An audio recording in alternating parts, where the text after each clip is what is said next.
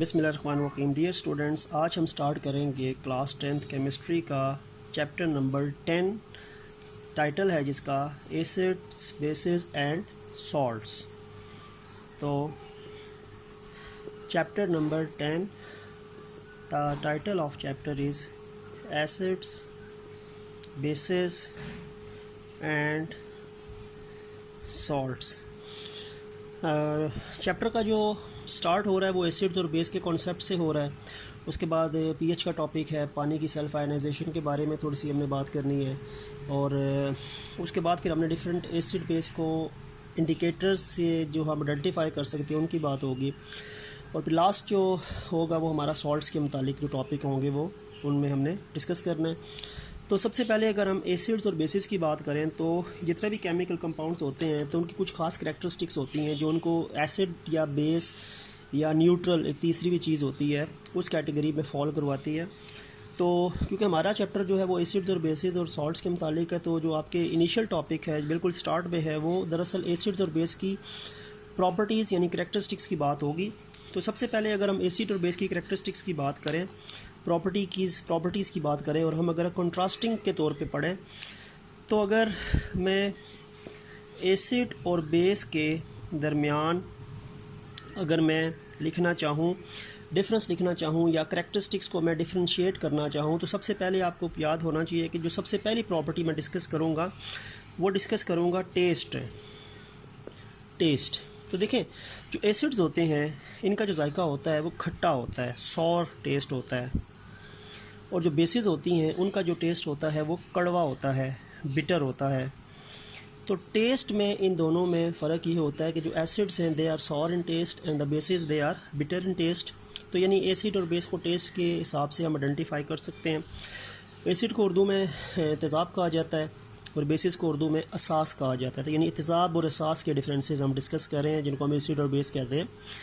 तो टेस्ट है, लेकिन अब हम हर एसिड को टेस्ट नहीं कर सकते, हम हर बेस को टेस्ट नहीं कर सकते, क्योंकि कुछ एसिड्स ऐसे होते हैं कि वो आपकी स्किन को और आपकी बॉडी की डिफरेंट चीज़ों के ऊपर डैमेज क्रिएट कर सकते हैं अगर उस पर फॉल करते हैं। तो टेस्ट तो एक नॉर्मल पैरामीटर है, सॉर या बिटर होना, लेकिन इसके अलावा हम एसिड बेस को आइडेंटिफाई करने के लिए डिफरेंट टेस्ट करते हैं। और एक टेस्ट होता है litmus paper test. Litmus paper दो तरह का होता है, एक ब्लू लिटमस पेपर होता है और एक रेड लिटमस पेपर होता है। तो पहले मैं जो होता हूँ वो डिस्कस करता हूँ ब्लू लिटमस पेपर का इफ़ेक्ट जो है दोनों पे। Blue litmus paper test. अब जो एसिड होता है, अगर हम एसिड के सॉल्यूशन में ब्लू लिटमस पेपर डिप करते हैं तो वो रेड हो जाता है। यानी if we apply blue litmus paper test on acid it will turns red, वो रेड हो जाएगा, यानी ब्लू से रेड हो जाएगा। अगर एसिड सॉल्यूशन है उसमें ब्लू लिटमस पेपर अगर हम डिप करेंगे, और ब्लू लिटमस पेपर का बेस के ऊपर कोई इफ़ेक्ट नहीं होता, नो चेंज, नो इफ़ेक्ट, ठीक हो गया। इसी तरह एक लिटमस पेपर होता है रेड, तो मैं लिख सकता हूँ रेड लिटमस पेपर टेस्ट दोनों के लिए। अच्छा, जो रेड लिटमस पेपर होता है ना वो एसिड पे कोई इफ़ेक्ट नहीं डालता, तो एसिड के हवाले से मैं लिखता हूँ नो इफ़ेक्ट। लेकिन बेस के अंदर अगर हम रेड लिटमस पेपर डिप करेंगे तो वो हो जाएगा ब्लू हो जाएगा, इट विल टर्न्स ब्लू। तो कहने की बात ये है कि जो एसिड्स होते हैं, एसिड्स जो हैं वो ब्लू लिटमस पेपर को रेड करते हैं, ठीक हो गया। और जो बेस होते हैं वो रेड लिटमस पेपर को ब्लू करते हैं। ब्लू लिटमस पेपर का बेस पे कोई इफ़ेक्ट नहीं है और रेड लिटमस पेपर पे एसिड का कोई इफ़ेक्ट नहीं है। तो यानी बेसिस के ऊपर जो लिटमस पेपर टेस्ट होगा वो रेड लिटमस पेपर टेस्ट होगा, और एसिड पे जो लिटमस पेपर टेस्ट होगा वो ब्लू लिटमस पेपर टेस्ट होगा, ठीक हो गया। तो यानी ये आपके पास तीन कंट्रास्टिंग करैक्टर हो गए। उसके बाद ये हो सकता है कि हम अगर स्किन के इफ़ेक्ट के ऊपर देख सकते हैं कि अगर आपके एसिड या बेस के ऊपर, एसिड या बेस अगर आपकी स्किन पे गिरता है तो क्या इफ़ेक्ट होता है, इफ़ेक्ट ऑन स्किन के हवाले से। तो देखें, जो एसिड्स होते हैं वो बहुत ज़्यादा डैमेजिंग होते हैं अगर वो स्ट्रॉन्ग एसिड है। तो एसिड अगर आपकी स्किन पे गिरेगा तो लिखा हुआ है करोसिव।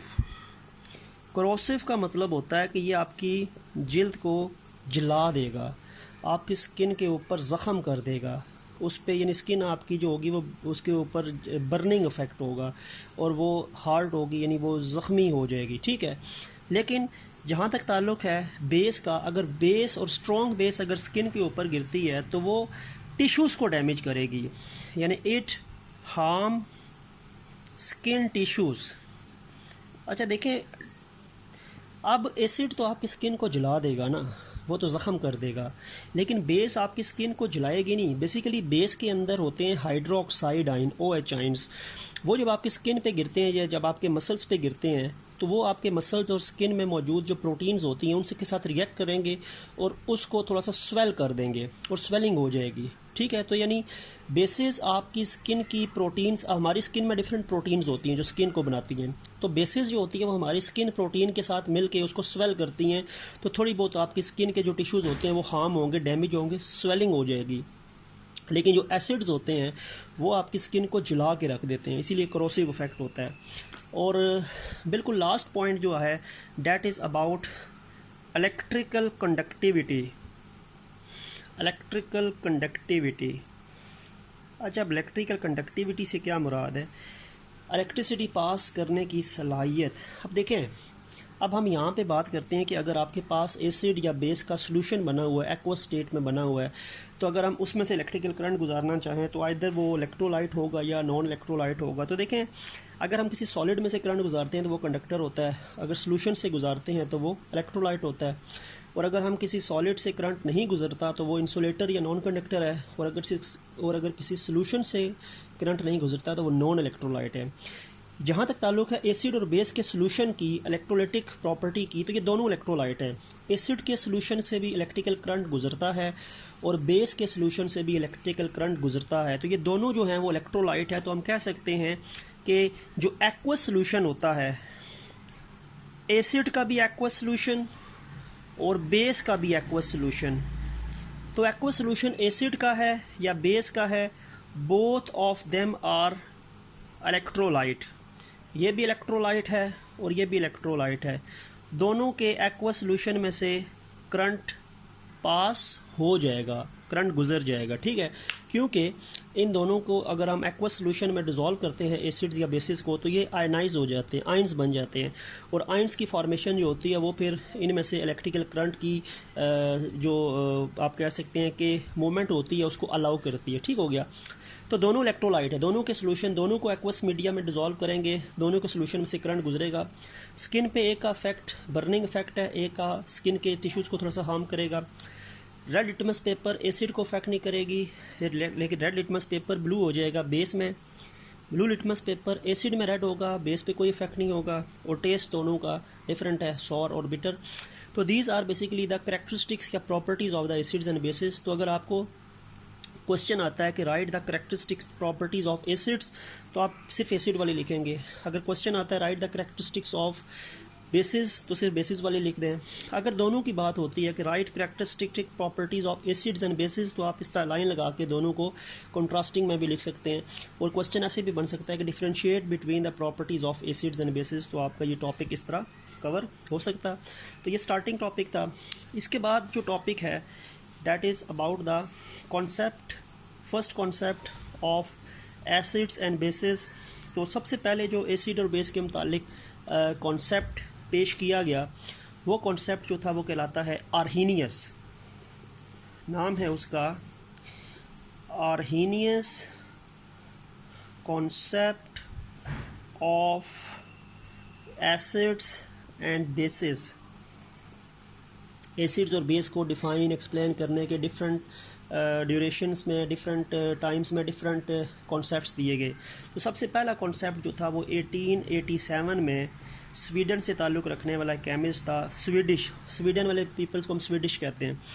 तो एक स्वीडिश केमिस्ट है 1887 में, ठीक है, जिसका नाम आर्हीनियस है। तो इसने 1887 में कॉन्सेप्ट दिया एसिड और बेस को डिफ़ाइन या एक्सप्लेन करने का। तो ये एसिड और बेस कॉन्सेप्ट सबसे पहला आर्हीनियस का है, इसमें ईयर आपको पता होना चाहिए, और उसकी जो ओरिजिन है कंट्री वो स्वीडन से जिसका उसका ताल्लुक़ था आर्हीनियस का।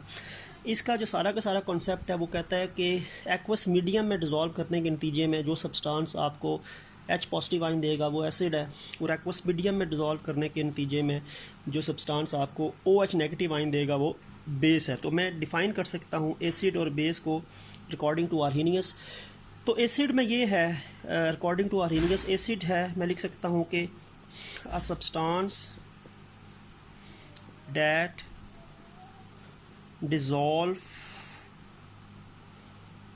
in water and it ionizes to produce H positive ions। वो सब्सटेंस जो पानी में डिज़ोल्व होगा, पानी में डिज़ोल्व होकर आयनाइज होगा, आइंस बनेंगे, क्योंकि एसिड और बेसिस पानी में डिज़ोल्व होकर आइंस बनाती हैं, तभी वो इलेक्ट्रोलाइट्स हैं। ठीक है, तो पानी में डिज़ोल्व होने के नतीजे में आयनाइज कर यानी आइंस बनाने के बाद जो सब्सटेंस आपको H पॉजिटिव आइंस देगा यानी हाइड्रोजन आइंस देगा, वो सब्सटेंस जो है वो एसिड है। और बेस की डेफिनेशन भी लिख लेते हैं। बेस की डेफिनेशन में फ़र्क सिर्फ ये होगा OH नेगेटिव आइन का। तो मैं ये लिख सकता हूँ कि a substance that dissolve in water, पानी में जिसको डिज़ोल्व करें और फिर वो आयनाइज हो, and it ionizes to produce OH negative ions. यानी एसिड कौन है? हर वो सब्सटेंस जो पानी में डिज़ोल्व होने के बाद आपको H पॉजिटिव आइंस दे, हाइड्रोजन पॉजिटिव आइंस दे, वो एसिड है। और वो सब्सटेंस जो पानी में डिज़ोल्व हो के आयनाइज हो और आपको OH नेगेटिव आइंस दे, हाइड्रोक्सल आइन दे, OH नेगेटिव हाइड्रोक्सल आइन दे, तो हाइड्रोक्सल आइन देने वाला आपके पास बेस है और हाइड्रोजन पॉजिटिव आइन देने वाला आपके पास एसिड है बाय डिज़ोल्विंग इन वाटर। ठीक है, तो ये तो आपके पास डेफिनेशन हो जाएगी। डेफिनेशन के बाद मैं इन दोनों के डिफरेंट एग्जांपल्स लिखता हूँ ताकि आपको इन एसिड्स और आर्हेनियस बेस और आर्हेनियस एसिड की फर्दर थोड़ी सी कॉन्सेप्ट समझ आ जाए। अब मैं क्या काम करता हूँ कि मैं सबसे पहले आर्हेनियस एसिड की एग्जांपल लिखता हूँ। हेडिंग में डाल लेता हूँ examples of Arrhenius acid. Arrhenius के मुताबिक कौन कौन से एसिड्स होते हैं? तो एक तो HCl है। HCl को पानी में डिज़ोल्व करें एरो के ऊपर और ये रिवर्सिबल रिएक्शन है, आइंस दोबारा मिलके HCl बना देंगे। तो H2O का मतलब है ये HCl को पानी में डिज़ोल्व किया, ये आपको H पॉजिटिव आइन भी देगा, Cl नेगेटिव भी देगा। H पॉजिटिव दे रहा है ना वाटर में डिज़ोल्व होके, तो HCl एसिड हो गया। देन HNO3, ये भी एक सब्सटेंस, पानी में हम इसको डिज़ोल्व करें तो आपको H पॉजिटिव आइन देगा और नाइट्रेट आइन बनेगा NO3 -1, अगर माइनस के साथ कुछ नहीं लगा। देन H2SO4, H2SO4 में 2 H हैं तो ये 2H प्लस बनेगा और SO4 -2 होगा, क्योंकि ये 2H है ना, इसका मतलब है H के पास +1 +1 +2 पावर है, 2H की इकट्ठी अगर मिलाएंगे तो SO4 को फिर -2 होनी चाहिए, क्योंकि इनकी +1 है तो ये -1 है। H+1 Cl -1, H+1 NO3 -1, but यहाँ पे 2H प्लस है। 2H का मतलब है ये ओवरऑल +2 है, तो SO4 -2 होगा, क्योंकि पॉजिटिव नेगेटिव चार्जेस हमेशा इक्वल होते हैं एक न्यूट्रल सब्सटेंस में जिसका ओवरऑल वैल्यू 0 होती है, ऑक्सीडेशन नंबर। देन H3PO4 लिख लेता हूँ। H3PO4 ये भी एक एसिड है। अब H3PO4 में इसको भी पानी में डिज़ोल्व किया, वाटर में डिज़ोल्व किया, तो अब ये 3 H है ना, तो मैं 3H पॉजिटिव लिखूँगा। ठीक हो गया। और ये PO4, अच्छा PO4 -3 होगा, क्योंकि ये 3 H है तो +3, तो ये ओवरऑल PO4 फॉस्फेट आइन -3 होगा। अब ये सारे के सारे सब्सटेंसेस जो हैं ये एसिड्स हैं, क्योंकि ये सारे सब्सटेंसेस अपने अपने वाटर में डिज़ोल्व होने के बाद आपको H पॉजिटिव आइन दे रहे हैं। HCl भी आपको H पॉजिटिव आइन दे रहा है बाय डिज़ोल्विंग इन वाटर। HNO3 भी आपको पॉजिटिव आइन दे रहा है, H पॉजिटिव दे रहा है पानी में डिज़ोल्व होके। H2SO4 भी पानी में डिज़ोल्व होके 2H पॉजिटिव दे रहा है, क्योंकि इसके पास 2 हाइड्रोजन है। और H3PO4 भी पानी में डिज़ोल्व होकर आपको 3H पॉजिटिव दे रहा है। तो ये सब्सटेंसेस आर्हीनियस के मुताबिक एसिड्स हैं because they dissolve in water and they give you H positive आइन, हाइड्रोजन आइंस। साथ नेगेटिव आइंस भी बनेंगे लेकिन आपका पॉजिटिव आइन के साथ जो है वो लिंक बनता है कॉन्सेप्ट ऑफ आर्हीनियस एसिड के हिसाब से। फर्स्ट वन हाइड्रोक्लोरिक एसिड है, सेकेंड वन नाइट्रिक एसिड है, तीसरा सल्फ्यूरिक एसिड है और चौथा जो ये फॉस्फोरिक एसिड है। तो phosphoric acid, sulphuric acid, nitric acid और hydrochloric acids they are basically acids according to Arrhenius concepts because they dissolve in water and they give you H positive ion and this concept of acid is given by the Arrhenius. तो ये चारों चीज़ें acid हैं Arrhenius के मुताबिक, ठीक है। अब हम आते हैं बेसिस पे। बेसिस कौन कौन सी हैं आर्हीनियस के मुताबिक जो बेस कहलाएंगी इस डेफिनेशन ऑफ आर्हीनियस कॉन्सेप्ट के मुताबिक। NaOH सोडियम हाइड्रोक्साइड वाटर में डिज़ोल्व करें, ये भी रिवर्सिबल रिएक्शन है क्योंकि वो आयंस दोबारा लिंक करके ये बना देते हैं। अच्छा, NaOH को वाटर में डिज़ोल्व करें, ये आपको एक Na पॉजिटिव देगी और OH नेगेटिव देगी। OH दे रही है पानी में डिज़ोल्व होकर, तो ये बेस है। बेस वो होती है जो पानी में डिज़ोल्व होकर आपको हाइड्रोक्सिल आयन दे। KOH को भी पानी में डिज़ोल्व करें तो ये भी आपको K सेपरेट हो जाएगा, OH नेगेटिव सेपरेट हो जाएगा, तो ये भी आपको OH नेगेटिव आइन दे रहे हैं। NH4OH इसको भी पानी में डिज़ोल्व कर लें तो NH4 पॉजिटिव होगा, OH नेगेटिव हो जाएगा, तो ये भी हाइड्रोक्सिल आयन दे रहा है। ये सारे के सारी आपको एक एक OH वाली बेसिस हैं, ठीक है। लेकिन अब मैं आपको 2 या 3 OH वाली भी बता सकता हूँ। CaOH whole twice. अब कैल्शियम के पास 2 OH हैं, इसको भी पानी में डिज़ोल्व करेंगे तो कैल्शियम +2 होता है, तो ये 2 OH नेगेटिव होंगे। 2 OH है तो मैंने 2 OH नेगेटिव लिख दिया, एक नहीं है। और फिर एक और भी मैं यहाँ पे मेंशन कर सकता हूँ जो आपकी बुक में दिए हुए हैं, magnesium hydroxide MgOH whole twice, इसको भी वाटर में डिज़ोल्व करें, ये मैग्नीशियम +2 देगा, मैग्नीशियम वैलेंसी +2 होती है और 2 OH नेगेटिव देगा, ठीक है। और एक और मैं 3 वाली भी लिख सकता हूँ जिसके पास 3 हाइड्रोक्सिल आयन होते हैं, एल्यूमिनियम वाली 3 OH होते हैं, तो इसको भी वाटर में डिज़ोल्व करें तो ये आपको क्या करेगा, ये आपको एल्यूमिनियम +3 वैलेंसी होती है, ठीक है। तो ये 3 OH नेगेटिव होगा क्योंकि इसके पास 3 OH है, ठीक हो गया। 3 OH है तो 3 OH नेगेटिव। तो अब है क्या, देखें NaOH भी पानी में डिज़ोल्व हो के आपको OH नेगेटिव आयन दे रहा है, तो ये आर्हीनियस के मुताबिक बेस है। KOH भी पानी में डिज़ोल्व हो के आपको OH नेगेटिव आयन दे रहा है। NH4OH भी वाटर में डिज़ोल्व हो के आपको OH नेगेटिव आयन दे रहा है। कैल्शियम हाइड्रोक्साइड, ये इसके पास 2 OH है तो ये भी पानी में डिज़ोल्व हो के आपको 2 के 2 OH दे रहा है। मैग्नीशियम के पास भी 2 OH हैं, पानी में डिज़ोल्व हो के आपको दोनों OH दे रहा है। और एल्युमिनियम के पास 3 OH हैं तो वाटर में डिज़ोल्व हो के आपके पास ये 3 OH नेगेटिव आते हैं। तो ये सारे के सारे आर्हीनियस के मुताबिक बेसिस हैं because all of them dissolve in water and they give hydroxyl ion, OH negative ion, ठीक हो गया। तो इसमें सोडियम हाइड्रोक्साइड के पास 1 OH है तो इसकी ये OH माइनस है, AOH के पास -1 होता है तो Na के पास +1 होगा, तो OH -1 K +1, OH -1 NH4 +1।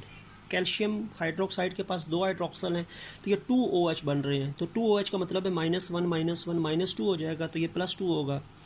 Magnesium में भी 2 OH हैं तो वो 2 OH -2 होंगे ओवरऑल, तो ये मैग्नीशियम +2 होगा। एल्युमिनियम हाइड्रोक्साइड 3 OH हैं तो ये 3 OH नेगेटिव, यानी ये टोटल ओवरऑल -3 चार्ज है तो एल्युमिनियम के पास +3 होगा। तो ये sodium hydroxide, potassium hydroxide, ammonium hydroxide, ammonium NH4OH, ammonium hydroxide, calcium hydroxide, magnesium hydroxide and aluminium hydroxide. ये अमोनियम हाइड्रोक्साइड है और ये एल्यूमिनियम हाइड्रोक्साइड है। एल्यूमिनियम एक मेटल है जबकि अमोनियम जो है ये आयन होता है।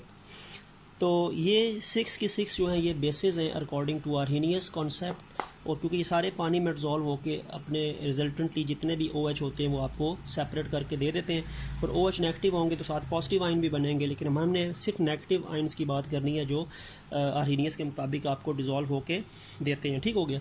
अच्छा, तो ये तो आपके पास एसिड बेस आर्हीनियस की एग्जांपल्स और डेफिनेशन होगी। उसके बाद आप अगर बुक में पेज नंबर 22 देखें तो उसमें आपके पास 2 टेबल्स बने हुए हैं। 2 टेबल्स जो हैं उनको भी डिस्कस कर लेते हैं।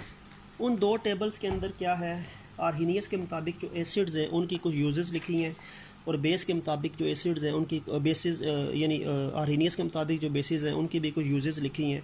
तो सबसे पहले HCl की बात हुई है, फिर उसने की है HNO3 की बात की है, फिर उसने H2SO4 की बात की है, फिर उसने H3PO4 की बात की है। इन 4 एसिड्स के यूजेस भी उसने बता दिए हैं, और ये क्वेश्चन बन सकता है कि आप HCl के यूजेस लिखें, HNO3 के यूजेस बताएं, H2SO4 के यूजेस बताएं, या H3PO4 के यूज़ बताएं।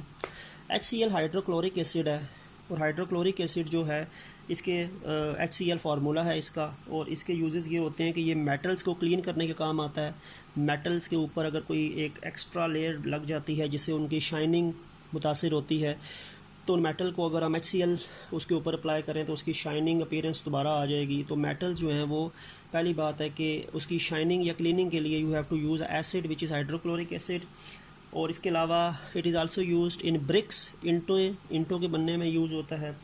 It is also use to remove scales from boilers. Boilers जो होते हैं जिसमें वाटर बॉयल होता है, और अगर वो वाटर हार्ड वाटर है जिसमें कुछ सॉल्ट्स मौजूद हैं, तो उस बॉयलर के अंदर एक वाइट सी लेयर बन जाती है जो स्केल कहलाती है। और जो वाइट सी लेयर होती है उसके ऊपर अगर हम एसिड अप्लाई करें तो वो वाइट लेयर डिज़ोल्व हो जाती है, तो स्केल्स उस बॉयलर में से ख़त्म हो जाते हैं। तो इसके अलावा आप ये भी कह सकते हैं कि आपके घरों में भी वो बर्तन जिसमें पानी आप उबालते हैं उसके अंदर एक वाइट सी लेयर बन जाती है, वो वाइट लेयर स्केल कहलाती है। और हमारे घरों में सिरका एक एसिड है, अगर हम सिरका अप्लाई करते हैं तो वो स्केल वहाँ से डिज़ोल्व हो जाता है। इंडस्ट्री में बड़े बड़े बॉयलर्स वही काम करते हैं, वो वाटर बॉयलिंग के लिए यूज़ होते हैं। उनमें जब स्केल्स बनते हैं सॉल्ट्स की वजह से, तो उसके लिए फिर हाइड्रोक्लोरिक एसिड जो है वो यूज़ किया जाता है साफ़ करने के लिए। HNO3 नाइट्रिक एसिड फर्टिलाइज़र बनाने में यूज़ होता है, खाद वगैरह, और एक्सप्लोजिव धमाका खेज़ मवाद बनाने में यूज़ होता है। Sulphuric acid different chemicals explosive बनाने में ये भी यूज़ होता है, अलॉन्ग विद HNO3 भी एक्सप्लोजिव में यूज़ होता है फॉर्मेशन में, H2SO4 भी एक्सप्लोजिव फॉर्मेशन में यूज़ होता है। इसके अलावा ये क्योंकि किंग ऑफ केमिकल्स है H2SO4 सल्फ्यूरिक एसिड, तो ये पेंट्स में डाइज़ रंगने वाली चीज़ें, कलर जिसमें होता है, ड्रग्स में, मेडिसिन वगैरह बनाने में यूज़ होता है, तो ये कॉमन रिएजेंट है। फिर फॉस्फोरिक एसिड है, फॉस्फोरिक एसिड फर्टिलाइज़र फॉर्मेशन में यूज़ होता है। फर्टिलाइज़र में फॉस्फोरिक भी है और ये नाइट्रिक, दोनों फॉस्फोरस दोनों यानी फॉस्फोरिक और नाइट्रिक दोनों फर्टिलाइज़र बनाने में यूज़ होते हैं। इसके अलावा it is also use for different foods. कुछ फूड्स होती हैं जिसमें एसिड डाला जाता है खट्टे जायका करने के लिए, तो उसको कहते हैं एसिडुलेंट ऑफ फूड। तो ये एसिडुलेंट ऑफ फूड है, फूड में एसिड की सॉर टेस्ट डेवलप करने के लिए H3PO4 जो है वो ऐड किया जाता है। तो ये क्योंकि हम बहुत स्ट्रॉन्ग एसिड उसमें नहीं डाल सकते क्योंकि वो क्रॉसिव होता है, तो हम कुछ वीक एसिड्स डालते हैं। तो H3PO4 जो है वो फूड में ऐड करके थोड़ा सा खट्टा जायका जो होता है वो अटेन किया जा सकता है, तो ये एसिडुलेंट ऑफ फूड कहलाता है। इसके अलावा अगर हम बात करते हैं बेसिस की, कुछ जो कि आपको यूजेस के तौर पे उसमें टेबल नंबर 10.3 में दिए गए हैं, ये 10.2 टेबल है, it is a table number 10.2। इसी तरह फिर टेबल नंबर 10.3 है, उसमें आर्हीनियस बेसिस के मुतालिक यूजेस लिखे हुए हैं। सबसे पहले सोडियम हाइड्रोक्साइड है, फिर पोटेशियम हाइड्रोक्साइड के भी दिए हुए हैं, फिर कैल्शियम हाइड्रोक्साइड के भी दिए हुए हैं, एंड देन मैग्नीशियम हाइड्रोक्साइड के भी दिए हैं। सोडियम हाइड्रोक्साइड अभी हमने पढ़ा भी था, आर्हीनियस बेस में सबसे पहले एग्जांपल इसी की थी। तो सोडियम हाइड्रोक्साइड जो है ये कॉमन बेस है और ये यूज़ होती है टू मेक सोप, साबुन बनाने में। साबुन बनाने में बहुत कॉमनली यूज़ बेस NaOH है, और इसके अलावा डिटर्जेंट्स बनाने में भी यूज़ होती है, वॉशिंग पाउडर बनाने में भी यूज़ होती है, और ड्रेन क्लीनर्स, अक्सर जो पाइप ब्लॉक हो जाते हैं, पाइप्स में कोई चीज़ फंस जाती है तो उसमें ड्रेन क्लीनर यूज़ करते हैं, उसमें एसिड्स भी यूज़ होते हैं, उसमें NaOH भी यूज़ होता है ताकि वो ड्रेन क्लीन हो और वो पाइप जो बंद हुआ है, ब्लॉकेज हुई है, वो साफ़ हो जाए। पोटेशियम हाइड्रोक्साइड ये लिक्विड सोप, ये जो लिक्विड हैंड वॉश होता है, तो लिक्विड सोप की फॉर्मेशन में KOH यूज़ होता है, जबकि सॉलिड सोप की फॉर्मेशन में NaOH यूज़ होता है। तो ये भी लिक्विड सोप के फॉर्मेशन में यूज़ होगा। इसके अलावा शेविंग क्रीम बनाने में भी एक रॉ मटेरियल के तौर पे यूज़ होता है। कैल्शियम हाइड्रोक्साइड जो है ये प्लास्टर होता है फ्रैक्चर के बाद जो हाथ पे किया जाता है ताकि वो बोन अपनी प्लेस पे रहे और उसका हीलिंग प्रोसेस चलता रहे। तो प्लास्टर फॉर्मेशन में कैल्शियम हाइड्रोक्साइड होता है, साथ सीमेंट के अंदर भी कैल्शियम हाइड्रोक्साइड यूज़ होता है फॉर्मेशन उसके रॉ मटेरियल के लिए, और साथ साथ कैल्शियम हाइड्रोक्साइड यूज़ होता है मॉर्टर के लिए। मॉर्टर, अब मॉर्टर क्या है? देखें, मॉर्टर जो है ये एक इंस्ट्रूमेंट होता है, या इस और इंस्ट्रूमेंट तो नहीं कह सकते, एक चीज़ होती है हमारे अक्सर किचन में यूज़ होती है जिसमें हम कोई चीज़ पीसते हैं, ठीक है। और इसकी शेप अगर मैं यहाँ पे बना के आपको दिखा दूँ तो आपको क्लियर हो जाएगा। एक नीचे उसकी एक बेस होती है और ये उसके अंदर कंटेनर सा होता है, और ऊपर एक हार्ड सी एक चीज़ होती है जिसे हम पीसते हैं कोई भी चीज़, ठीक है, पीसने के लिए यूज़ होता है। अक्सर जैसे लहसुन वगैरह को पीसना हो तो उसके लिए वो मॉर्टर होती है, वो अक्सर लकड़ी की भी होती है, पत्थर की भी होती है, एक वाइट कलर की होती है, सफ़ेद कलर की, मार्बल से मिलती जुलती होती है। तो ये वो वाली मॉर्टर जो है जो मार्बल कलर से वाइट से कलर की होती है मॉर्टर, तो उसकी बनाने में ये कैल्शियम हाइड्रोक्साइड भी एज अ रॉ मटेरियल के तौर पे यूज़ होता है, और ये चीज़ों को पीसने में यूज़ होता है। जो आपके फूड आइटम्स होते हैं तो फिज़िकल आप प्रेशर लगाएंगे तो वो चीज़ पिसेगी, और वो हार्ड होती है नीचे से तो वो चीज़ पिस जाती है जल्दी। इसके अलावा मैग्नीशियम हाइड्रोक्साइड जो है, मैग्नीशियम हाइड्रोक्साइड की मेडिसिनल बड़े यूजेस हैं, क्योंकि मैग्नीशियम हाइड्रोक्साइड जो है ना ये मेडिसिन के अंदर यूज़ होती है, और ये मेडिकली इसको हम कहते हैं मिल्क ऑफ मैग्नीशिया। इसको मिल्क ऑफ मैग्नीशिया कहा जाता है। अच्छा, milk of magnesia class 9th के अंदर भी आपने सॉल्यूशंस, कोलाइड्स और सस्पेंशन वाले टॉपिक में milk of magnesia example discuss पढ़ी होगी एक जगह पे। तो मिल्क ऑफ मैग्नीशिया बेसिकली क्या होता है कि एक मेडिसिन होती है जो आपकी बॉडी में तब यूज़ की जाती है जब आपके मैदे में तेज़ाबियत बढ़ती है, एसिडिटी बढ़ती है, क्योंकि हमारे स्टोमिक में एसिड है HCl, और उस HCl की जब ज़रूरत से ज़्यादा प्रोडक्शन होती है किसी भी इन्फेक्शन या बीमारी की वजह से, तो इसको हम स्टोमिक एसिडिटी बोलते हैं। तो स्टोमिक एसिडिटी को कम करने के लिए मैग्नीशियम हाइड्रोक्साइड वाली medicine milk of magnesia use होती है। तो इसको हम एंट एसिड कहते हैं। एंट एसिड, एंट यानी अगेंस्ट, एसिड वो जो आपका स्टोमिक का एसिड है। तो स्टोमिक एसिडिटी को रिड्यूस करने के लिए ये बेस जो मैग्नीशियम हाइड्रोक्साइड है, ये मिल्क ऑफ मैग्नीशिया के तौर पे आप यूज़ करते हैं तो वो स्टोमिक एसिडिटी न्यूट्रलाइज हो जाती है, क्योंकि एसिड के इफेक्ट को बेस ने ख़त्म करना है तो आप ये बेस यूज़ करेंगे। इसके अलावा इसका एक और इफेक्ट होता है कि ये यूज़ होती है एज अ लैक्सेटिव। अब ये लैक्सेटिव क्या होता है? ये लैक्सेटिव भी मेडिसिन होती हैं, और ये मेडिसिन होती हैं जो आपकी कॉन्स्टिपेशन को रोकती हैं, ताकि आपको कब्ज़ ना हो और आपका जो डाइजेशन का अमल स्मूथली चलता रहे। तो स्टोमिक से, यानी ये आपकी डाइजेशन से रिलेटेड जो एक इनडाइजेशन होती है या फिर हम कॉन्स्टिपेशन बोलते हैं, उसके अगेंस्ट यूज़ होती है लैक्सेटिव। कब्ज़ वगैरह को रोकती है, ये कब्ज़ को ख़त्म करती है, और एंट एसिड आपकी स्टोमिक एसिडिटी को रिड्यूस करती है, ख़त्म करती है। तो ये मिल्क ऑफ मैग्नीशिया जो है, मैग्नीशियम हाइड्रोक्साइड बेस है, ये यूज़ होती है इस प्रोसेस के लिए। तो इसका मेडिसिनल यूज़ जो है वो काफ़ी ज़्यादा काफ़ी ज़्यादा है। तो ये आपका जो टॉपिक है that is about uses of some common Arrhenius acids and Arrhenius bases. By name भी पूछे जा सकते हैं कि आप कैल्शियम हाइड्रोक्साइड के यूजेस बताएं, पोटेशियम हाइड्रोक्साइड के यूजेस बताएं। तो वो बुक में वो टेबल बना है, तो आप उसको पॉइंट्स की फॉर्म में मेंशन कर सकते हैं। और लास्ट पॉइंट आज के लेक्चर का कि लिमिटेशंस, आर्हीनियस कॉन्सेप्ट जो है वो लिमिटेड है, उसकी कुछ लिमिटेशंस हैं। लिमिटेशन ऑफ आर्हीनियस कॉन्सेप्ट, जो आर्हीनियस का कॉन्सेप्ट है ना एसिड बेस का, वो क्यों सब एसिड्स पे अप्लाई नहीं होता और हमें बाकी नए कॉन्सेप्ट्स की भी ज़रूरत पेश आई है। ब्रॉन्स्टन, लॉरी और लिविस जैसे 2 कॉन्सेप्ट्स और भी हम डिस्कस करेंगे। इसका मतलब है कि आर्हीनियस कॉन्सेप्ट तमाम के तमाम एसिड्स और बेसिस पे अप्लाई नहीं होता, इसके कुछ लिमिटेशंस हैं। लिमिटेशंस क्या क्या हैं? देखें, पहली बात तो ये है कि आर्हीनियस का कॉन्सेप्ट जितना भी है वो सारा का सारा क्या है, it is only limited to the aqueous medium. ये एक्वस मीडियम तक लिमिटेड है, यानी आपने क्या करना है, आपने किसी भी सब्सटेंस को लेना है, उसको पानी में डिज़ोल्व करना है, और पानी में डिज़ोल्व होकर उसने H पॉजिटिव देना है तो एसिड है, OH नेगेटिव देगा तो वो बेस है। इसका मतलब है कि ये एक्वस मीडियम तक लिमिटेड है। बहुत सी चीज़ें ऐसी भी हैं जो एसिड हैं और बेसिस हैं, लेकिन वो एक्वस मीडियम में जाए बगैर भी एसिड और बेसिस है, उनको एक्वस मीडियम की ज़रूरत ही नहीं होती अपने आप को एसिड बेस साबित करने के लिए। तो पहली बात है कि ये तो सिर्फ़ और सिर्फ एक्वस मीडियम पे लिमिटेड है। और उससे आगे नहीं जा सकता ये कॉन्सेप्ट, ठीक है। और अब हमने उनकी बात करनी है एसिड्स की जो एक्वस मीडियम के बावजूद एसिड हैं, ना जाते हुए और H पॉजिटिव ना देते हुए भी एसिड हैं। और बहुत सी ऐसी बेसिस भी हैं जिनके पास OH नहीं है, पानी में नहीं डिज़ोल्व होती, OH नहीं देती, फिर भी वो बेसिस हैं। दो compound carbon dioxide and sulphur dioxide, ये दोनों कॉन्सेप्ट, ये दोनों जो केमिकल्स हैं ना, ये एसिड्स हैं। लेकिन आर्हीनियस के मुताबिक तो ये एसिड नहीं है, क्योंकि इनके आर्हीनियस के मुताबिक एसिड के लिए H पॉजिटिव देना ज़रूरी है। अब इनके पास तो H पॉजिटिव है ही नहीं, अब इनके पास H पॉजिटिव है ही नहीं, तो H पॉजिटिव देंगे ही नहीं। एक्वस में डिज़ोल्व कर भी दें तब भी नहीं देंगे, क्योंकि H पॉजिटिव है ही नहीं। तो ये हालांकि फिर भी ये एसिड है, लेकिन ये आर्हीनियस के मुताबिक एसिड नहीं है, ये बाकी कॉन्सेप्ट्स के मुताबिक जो है वो एसिड्स हैं, ठीक है। और इसी तरह अमोनिया NH3 जो है ये बेस है। बेस के लिए OH नेगेटिव आयन का होना ज़रूरी है। अब इसके पास OH नेगेटिव तो नहीं है ना, सिर्फ इसके पास H3 है, OH तो है ही नहीं।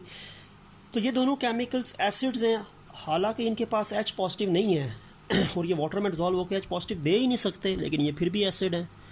और अमोनिया जो है ये बेस है, हालांकि इसके पास OH नेगेटिव है ही नहीं, पानी में डिज़ोल्व भी करो तो OH नेगेटिव उस सेंस में नहीं देती जिस तरह आर्हीनियस ने कहा था कि अपना OH निकाल के इसने देना है आयनाइज होके।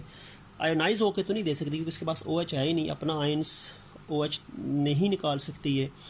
तो ये दोनों एसिड्स हैं, ये बेस है, लेकिन इन दोनों का एसिड शो करना या इनको बेस शो करना आर्हीनियस के मुताबिक नहीं हो सकता।